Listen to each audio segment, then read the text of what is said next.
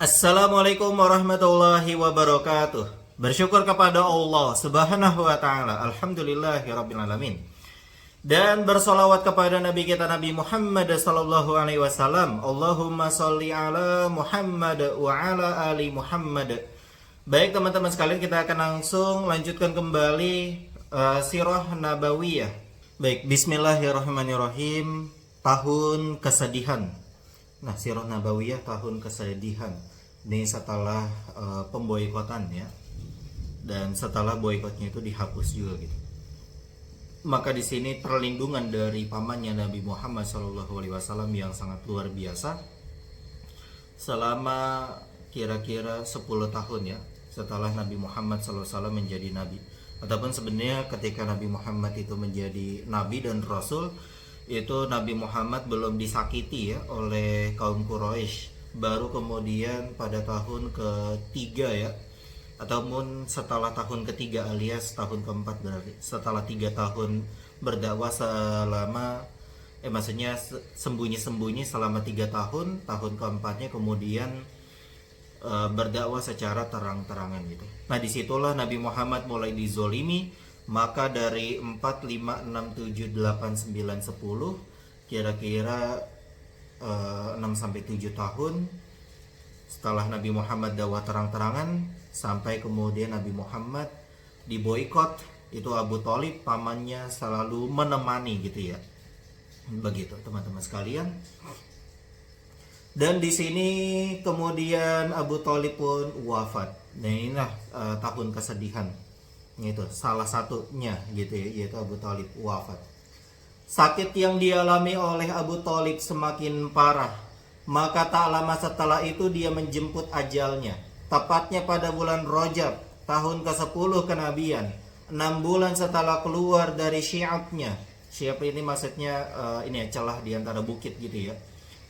Tempat Abu Thalib dan Nabi Muhammad dan Bani Hashim tentunya itu diboikot oleh Quraisy. Ada riwayat yang menyebutkan bahwa dia wafat pada bulan Ramadan 3 hari sebelum Khadijah radhiyallahu anha wafat. Dalam Sahih Al-Bukhari dari Sa'id bin Al-Musayyib disebutkan bahwa ketika Abu Thalib dalam keadaan sekarat, Nabi SAW mengunjunginya. Sementara di waktu yang sama di sisinya sudah berada Abu Jahal. Beliau SAW bertutur kepada pamannya, "Wahai pamandaku, ucapkanlah la ilaha illallah, kalimat yang aku jadikan hujah untuk membelamu di kelak di hadapan Allah." Namun Abu Jahal dan Abdullah bin Abi Umayyah memotong, "Wahai Abu Thalib, sudah bencikah engkau terhadap agama Abdul Muthalib?" Keduanya terus mendesak demikian hingga kalimat akhir yang diucapkan kepada mereka adalah ucapan yang dituturkan, yang dibacakan oleh Abu Thalib kepada orang-orang yang mengunjungi beliau ketika beliau sekarat adalah, "Aku masih tetap dalam agama Abdul Muthalib." Nabi SAW berkata, "Sungguh aku akan memintakan ampunan untukmu selama aku tidak dilarang melakukannya." Tapi kemudian turunlah ayat dari Allah Subhanahu wa taala, "A'udzu billahi minasyaitonir rajim. Ma kana lin nabiyyi wal ladzina amanu ay yastaghfiru lil musyrikeena walau kanu uli qurba min ba'di ma tabayyana lahum annahum ashabul jahim." Tiadalah sepatutnya bagi nabi dan orang-orang yang beriman memintakan ampunan kepada Allah bagi orang-orang musyrik, walaupun orang-orang musyrik itu adalah kaum kerabatnya. Sesudah jelas bagi mereka bahwasanya orang-orang musyrik itu adalah penghuni neraka jahanam. At-Taubah ayat 113. Demikian pula turunlah ayat juga dalam surat Al-Qasas ayat 56, "Innaka la tahdi man ahbabta." Sesungguhnya kamu tidak akan memberi petunjuk kepada orang yang kamu kasihi. Kiranya tidak perlu dijelaskan lagi betapa penjagaan dan perlindungan yang diberikan Abu Thalib kepada Rasulullah SAW. Dia adalah benteng, tempat dakwah Islamiyah berlindung dari serangan para pembesar dan begundal Quraisy. Akan tetapi sayang, dia Dia tetap memilih agama nenek moyangnya sehingga sama sekali tidak membawanya meraih keberuntungan. Dalam Sahih Al-Bukhari dari Al-Abbas bin Abdul Muthalib, dia berkata kepada Nabi SAW, apa balasan yang engkau berikan kepada pamanmu atas jasanya kepadamu? Sesungguhnya dahulu dialah yang melindungimu dan berkorban untukmu. Beliau bersabda, dia berada di neraka yang paling ringan. Andai kata bukan karena aku, niscaya dia sudah berada di neraka yang paling bawah. Dari Abu Sa'id Al-Khudri bahwasanya dia mendengar Nabi SAW bersabda ketika pamannya dibicarakan, semoga saja syafaatku bermanfaat baginya pada hari kiamat, lalu dia ditempatkan di neraka yang paling ringan, yang ketinggiannya mencapai 2 mata kaki saja. Itu tetap ini juga ya, tetap panas juga gitu, namanya neraka gitu ya.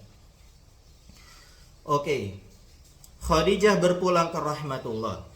Setelah 2 bulan atau 3 bulan setelah wafatnya Abu Thalib, Ummul Mukminin Khadijah Al-Kubra radhiyallahu anha pun wafat. Tepatnya pada bulan Ramadan tahun ke-10 kenabian, dalam usia 65 tahun. Sedangkan Rasulullah SAW ketika itu berusia 50 tahun.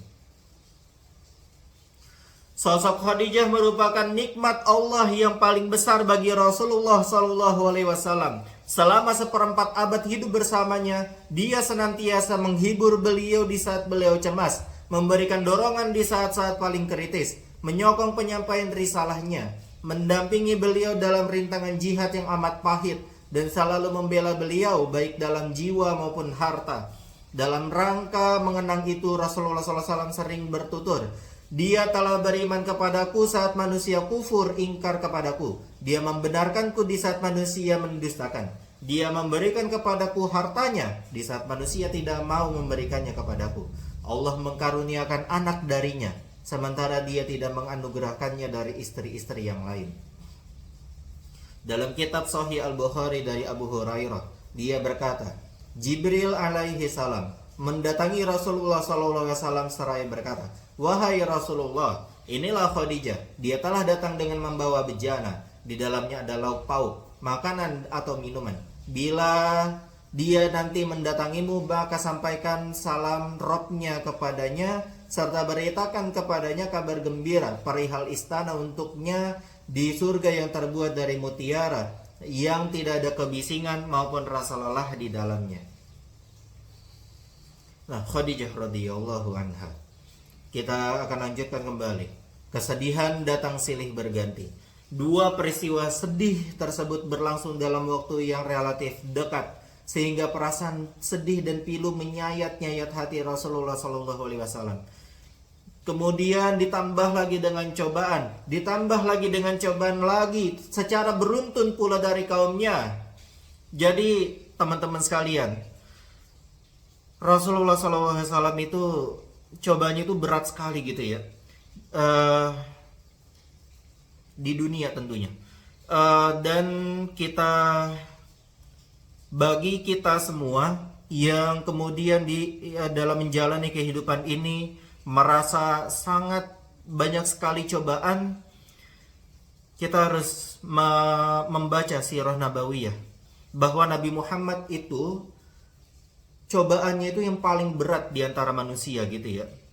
Selain daripada peristiwa ini, Abu Thalib pamannya meninggal dunia terutama dalam kondisi kafir. Terus kemudian juga istrinya juga meninggal dunia. Terus juga pamannya juga yang bernama Hamzah bin Abdul Muthalib juga tewas gitu ya, mati syahid pada perang Uhud. Itu juga ditambah dengan dibelah dadanya dan jantungnya dikunyah gitu ya, dimakan gitu. Luar biasa gitu ya. Ditambah lagi dengan anak-anaknya juga hampir semuanya meninggal dunia ketika Nabi Muhammad itu masih hidup gitu. Nah, hanya satu doang gitu ya, yaitu Fatimah, yang setelah beberapa bulan setelah Nabi Muhammad wafat itu Fatimah radhiyallahu anha juga meninggal dunia. Tapi yang lainnya itu meninggal dunia, terutama anak laki-lakinya gitu ya, yang kemudian meninggal dunia pada masa balita. Begitu teman-teman sekalian. Nah, jadi cobaan kita belum ada apa-apanya. Nabi Muhammad juga ketika beliau demam, itu demamnya bisa lebih tinggi suhunya daripada orang biasa gitu. Jadi cobaannya Nabi itu di dunia itu luar biasa hebat, tidak bisa dibandingkan dengan orang biasa gitu ya. Begitu teman-teman sekalian. Dan kemudian atas cobaan itu, cobaan-cobaan yang berat itu, Allah Subhanahu wa taala meninggikan derajatnya di surga. Begitu. Nah, oleh karena itu buat kita, ini pelajaran buat kita bagi yang menghadapi cobaan yang sangat berat, ayo tetap tegar gitu ya, tetap kuat gitu. Sebagaimana kuatnya Nabi Muhammad SAW ketika tahun kesedihan ini, Nabi Muhammad itu tetap semangat dalam dakwahnya gitu ya, dalam menjalani kehidupannya, tidak kemudian depresi dan kemudian beralih ke misalkan obat-obatan terlarang dan lain sebagainya. Tapi Nabi Muhammad SAW tetap teguh berada di jalan Islam. Begitu. Sepeninggal Abu Thalib, nampaknya mereka semakin lancang terhadap beliau. Mereka dengan terang-terangan menyiksa dan menyakiti beliau. Maka bertambahlah kesedihan demi kesedihan yang dialaminya. Hal mana membuat beliau hampir putus asa untuk mendakwahi mereka. Karenanya beliau pergi menuju kota Taif dengan harapan penduduknya mau menerima dakwah beliau, melindungi dan menolong beliau melawan perlakuan kaumnya. Namun beliau sama sekali tidak melihat ada seorang pun yang mau melindungi dan menolong. Bahkan sebaliknya, mereka orang-orang Taif itu mereka menyiksa dan memperlakukannya dengan cara yang lebih sadis dari apa yang dilakukan oleh kaumnya sendiri, Quraisy.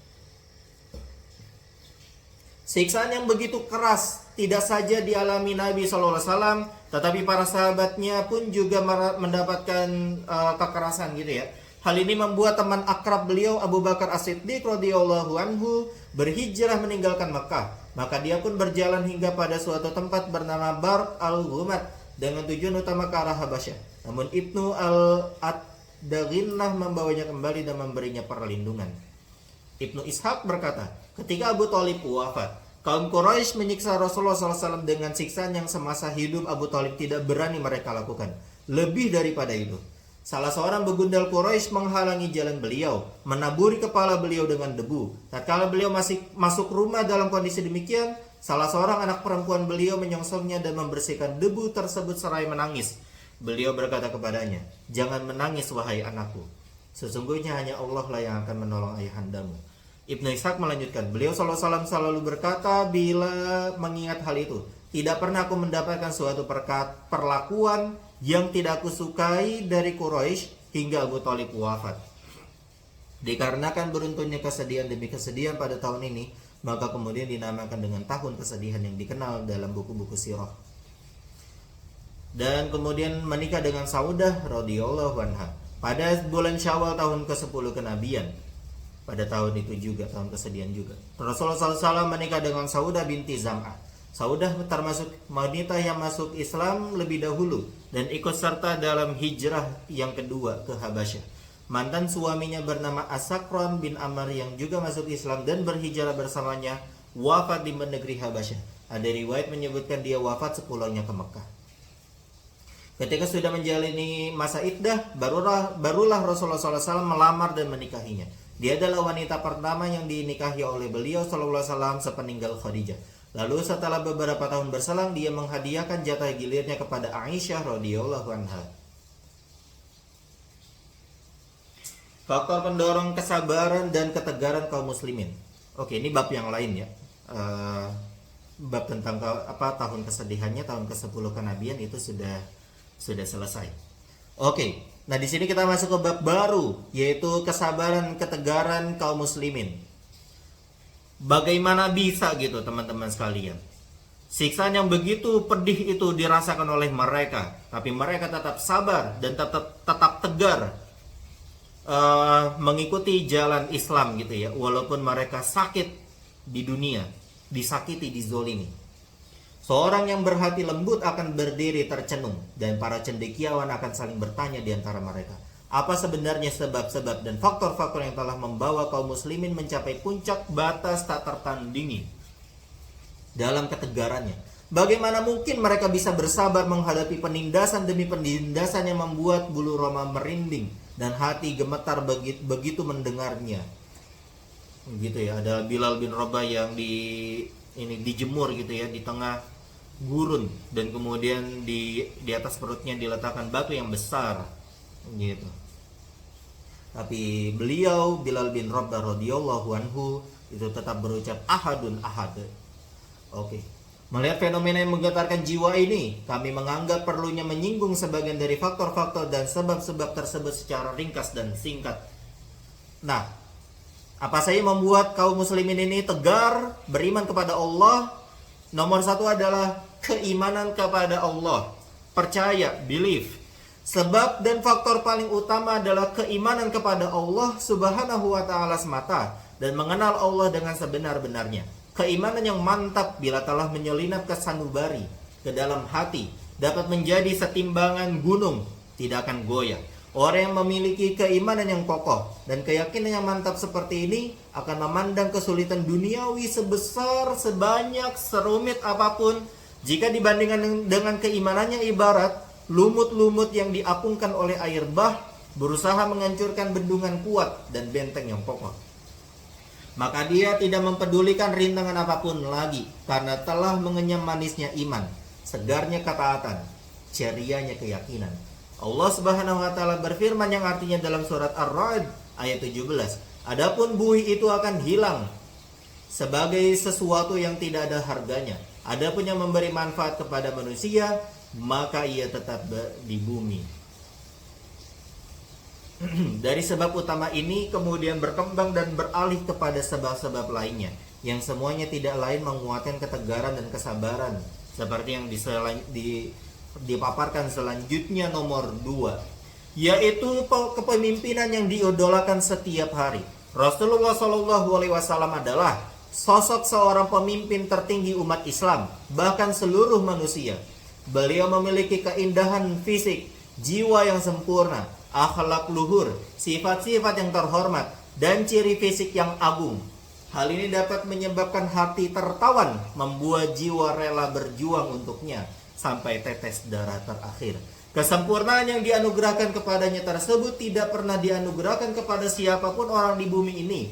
Beliau menempati posisi puncak dalam derajat sosial, keluhuran budi, kebaikan, dan keutamaan. Demikian pula dari sisi kesucian diri, amanah, jujur, semua kebaikan-kebaikan, tidak ada yang mampu menandinginya Nabi Muhammad SAW.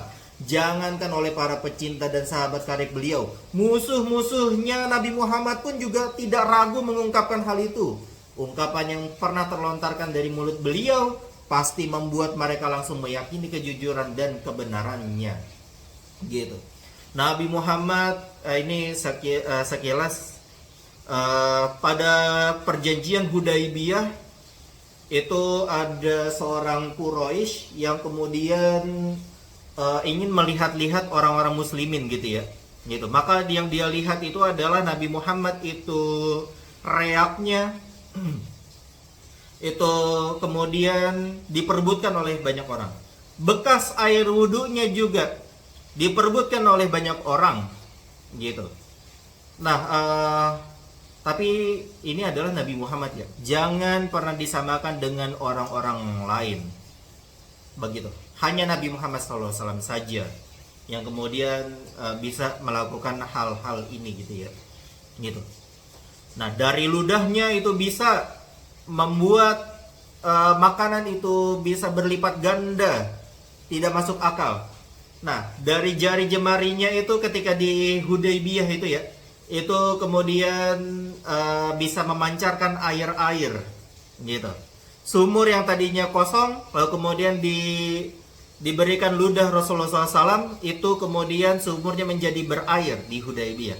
Adapun pada perang Khandaq itu makanan yang tadinya cuma semangkok saja, itu kemudian karena yang kira-kira cuma bisa menyediakan makanan semangkok itu untuk 4-5 orang saja, karena ludah beliau Shallallahu Alaihi Wasallam, lagi-lagi ludahnya Nabi Muhammad SAW, bukan ludah yang lain tentunya. Itu kemudian dari yang semangkok itu bisa untuk eh, memberi makan sebanyak ribuan orang. Luar biasa. Gitu. Suatu ketika tiga orang tokoh Quraisy berkumpul. Masing-masing dari mereka ternyata sudah pernah mendengarkan Al-Quran secara sembunyi-sembunyi tanpa diketahui oleh dua temannya yang lain. Namun kemudian rahasia itu tersingkap. Salah seorang dari mereka bertanya kepada Abu Jahal yang merupakan orang yang itu ya, ngintip itu ya, bersembunyi-sembunyi untuk melihat Nabi Muhammad membaca Al-Quran. Bagaimana pendapatmu mengenai apa yang engkau dengar dari Muhammad tersebut? Terus kemudian dijawab oleh Abu Jahal, apa yang telah aku dengar? Memang kami telah berselisih dengan Bani Abdul Manaf dalam persoalan derajat sosial.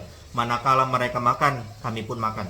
Mereka menanggung sesuatu, kami pun ikut menanggungnya. Mereka memberi, kami pun memberi. Hingga akhirnya kami sejajar di atas tunggangan yang sama, setara derajatnya dengan Bani Abdul Manaf. Dan ibarat dua orang yang bertarung secara seimbang, tiba-tiba mereka berkata, kami memiliki nabi yang membawa wahyu dari langit. Kapan kami mengetahui hal ini? Demi Allah, kami tidak akan beriman sama sekali kepadanya dan tidak akan membenarkannya. Abu Jahal pernah berkata, wahai Muhammad, sesungguhnya kami tidak pernah mendustakanmu, akan tetapi kami mendustakan apa yang kau bawa, Islam. Lalu turunlah ayat yang artinya dalam surat Al-An'am ayat 33. Sebenarnya mereka bukan mendustakanmu, tetapi orang-orang zolim itu mengingkari ayat-ayat Allah. Suatu ketika kaum kafir mempermainkan beliau dengan saling mengerlingkan mata di antara mereka. Mereka melakukan itu hingga 3 kali. Pada kali ketiga ini barulah beliau SAW menanggapi, wahai kaum Quraisy, sungguh aku datang membawakan sembelihan untuk kalian.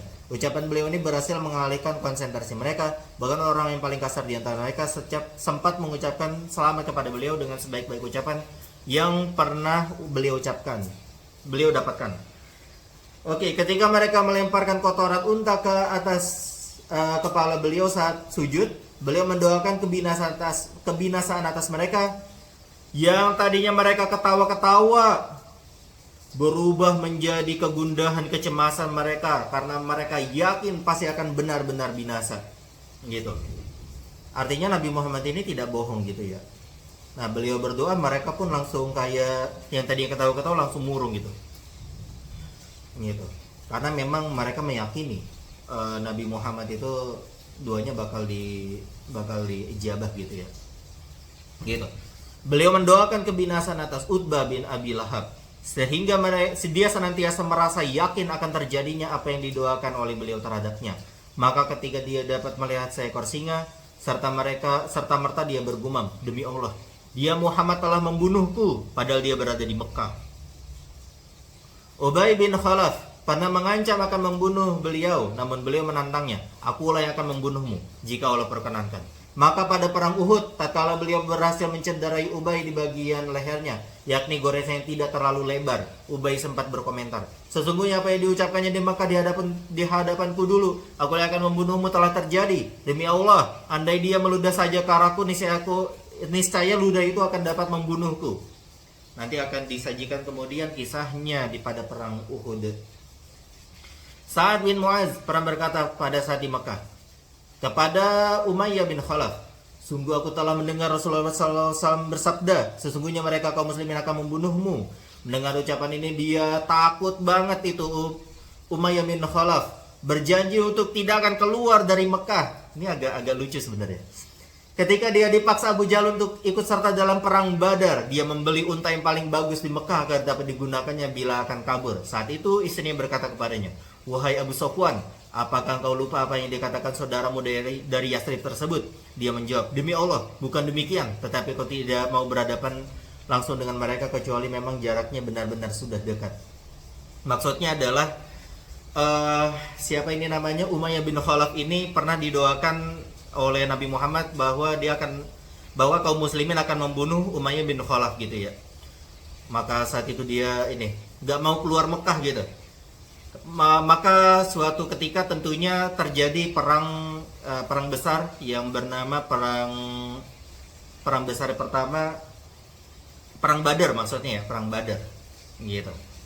Nah, sebenarnya itu Umayyah bin Khalaf itu udah nggak mau ikut gitu. Saya mau di Mekah aja.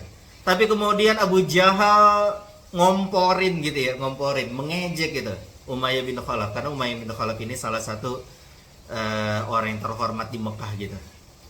Nah gitu. Terus kemudian istrinya bilang, kamu nggak ingat kenapa kamu mau keluar Mekah? Kan Nabi Muhammad mendoakan engkau dibunuh gitu ya. Gitu. Engkau lupa apa? Gitu. Nah dia rencananya mau kabur, tapi tentunya ya takdir Allah sudah ditetapkan gitu ya, yaitu Umayyah bin Khalaf, Abu Jahal, dan banyak orang lainnya, petinggi-petinggi Quraisy itu kemudian terbunuh hebat gitu ya di perang Badar gitu. Adapun kondisi pada para sahabat dan rekan-rekan beliau itu lain lagi. Kedudukan beliau di sisi mereka ibarat ruh dan jiwa, dan semua urusan beliau menempati hati dan mata mereka. Cinta yang tulus terhadap diri beliau mengalir bak air mengalir ke dataran rendah. Keterpikatan hati mereka terhadap beliau laksana daya tarik magnet terhadap besi. Untayan sebuah bait syair disebutkan, sosoknya ibarat bahan baku bagi setiap tubuh dan magnet yang menarik hati setiap manusia. Oleh karena itu, sebagai implikasi dan rasa cinta dan siap mati ini, mereka menjadi tidak gentar meskipun taruhannya leher harus terpenggal, asalkan kuku beliau tidak terkelupas atau kaki beliau tidak tertusuk duri. Suatu hari ketika di Mekah, Abu Bakar bin Abi Quhafah pernah diinjak dan dipukuli dengan keras. Kemudian datanglah Utbah bin Rabi'ah mendekatinya, lalu memukulinya dengan kedua terompahnya yang tebal dan melayangkan ke arah wajahnya, lalu melompat hingga jatuh tepat di atas perutnya, sehingga membuat beliau wajahnya pun penuh dengan luka. Luka-luka nih Abu Bakar. Setelah itu dia dibawa oleh suku Bani Taim dengan membungkusnya terlebih dahulu dengan kain, kemudian dimasukkan ke rumahnya. Mereka tidak menyaksikan lagi bahwa maksudnya kayaknya dia bakal tewas gitu Abu Bakar. Saat hari sudah sore, Abu Bakar pun tersadar gitu, melek dia. Dan apa yang dia katakan? Yang dia katakan luar biasa. Bagaimana keadaan Rasulullah SAW? Mereka mencibirnya dengan lisan mereka dan mengumpatinya, lalu berdiri dan berkata kepada ibunya Ummul Khair, terserah apa yang kau lakukan, memberinya makan atau minum. Ketika sang ibu hanya tinggal berdua saja dengan anaknya, dia membujuknya agar mau makan atau minum. Tetapi justru sang anaknya malah berkata lagi, bagaimana keadaan Rasulullah SAW? Ibunya menjawab, demi Allah, aku tidak tahu sama sekali tentang sahabatmu itu. Dia berkata, kalau begitu pergilah menjumpai Ummu Jamil binti Al-Khattab, lalu tanyakanlah kepadanya. Sang ibu menemui Ummu Jamil lantas berkata, sesungguhnya Abu Bakar bertanya kepadamu tentang Muhammad bin Abdullah. Dia menjawab, aku tidak kenal siapa Abu Bakar dan siapa Muhammad bin Abdullah. Namun jika engkau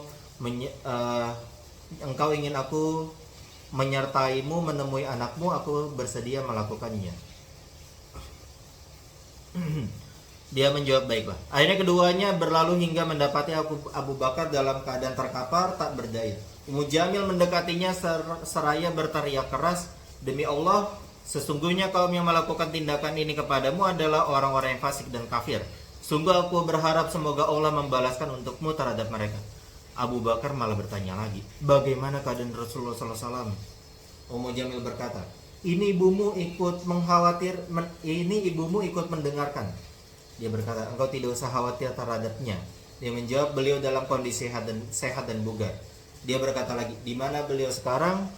Jawabnya, ada di rumah Ibnu Al-Arqam. Dia berkata lagi, aku bersumpah kepada Allah untuk tidak mencicipi makanan dan menegak minuman hingga aku mendatangi Rasulullah SAW. Gitu. Keduanya mengulur-ulur waktu sejenak hingga saat kondisi Abu Bakar sudah stabil. Lalu kemudian dipertemukanlah dia dengan Rasulullah SAW. Bentuk kecintaan yang demikian langka, pengorbanan hidup seperti ini akan kami nukil pada bagian terutama pada perang Uhud. Nah demikian teman-teman sekalian tentang kepemimpinan dari Nabi Muhammad SAW yang begitu diidolakan. Bahkan sampai-sampai Abu Bakar itu yang sedang terluka parah gitu ya, nggak bisa bergerak gitu, itu menanyakan bagaimana kondisi Nabi Muhammad SAW. Begitu. Dia tidak memperdulikan dia itu lagi sakit gitu, luka-luka berat gitu ya. Tidak berkata, aduh sakit banget gitu ya.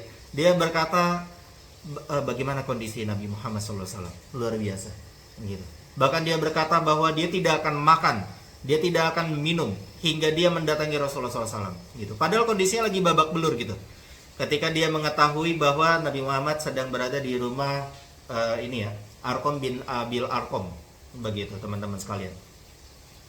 Nah, baik, maka demikian sirah pada hari ini kita bisa cukupkan dengan membaca hamdalah dan doa kafaratul majlis.